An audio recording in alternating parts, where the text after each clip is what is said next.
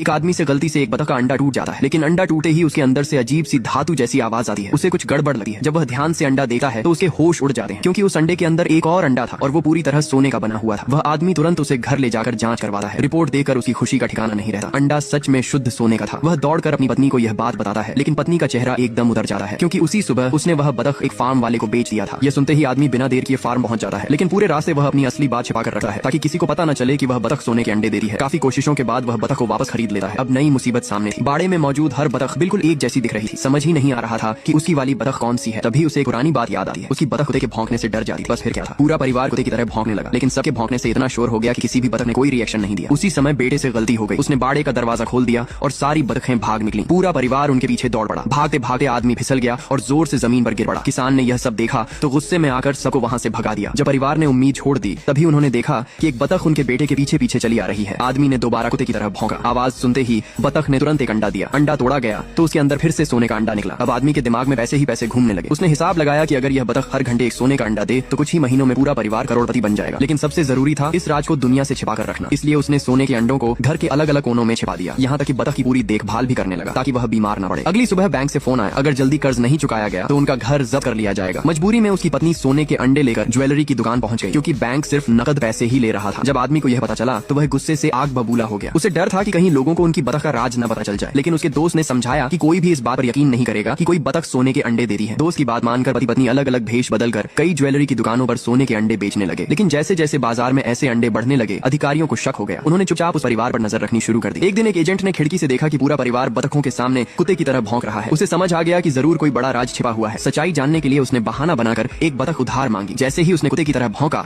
बतख ने तुरंत अंडा दे दिया। एजेंट अंडा तोड़ने ही वाला था कि आदमी की पत्नी झपट कर अंडा छीन ले गई। अब अधिकारियों को पूरा यकीन हो गया। उन्होंने पूरे परिवार को धमकी दी कि अगर बतख नहीं सौंपी तो सबको जेल भेज दिया जाएगा। मामला सीधे अदालत पहुंच गया। अदालत में एजेंट ने कई बार कुत्ते की तरह भौंकर बतख से अंडा दिलाने की कोशिश की, लेकिन बतख ने कुछ नहीं किया। आखिर में उसके मालिक ने खुद आवाज लगाई, तब बतख ने एक अंडा दिया। जज ने सबके सामने अंडा तोड़ा, लेकिन अंदर से सिर्फ एक साधारण अंडा निकला। दरअसल परिवार पहले से ही इसकी तैयारी कर चुका था। उन्होंने एक खास तरीका अपनाकर बतख को कुछ समय के लिए सामान्य बना दिया था। इसी वजह से अदालत में उसने सोने का नहीं बल्कि साधारण अंडा दिया और पूरा परिवार कानूनी कार्रवाई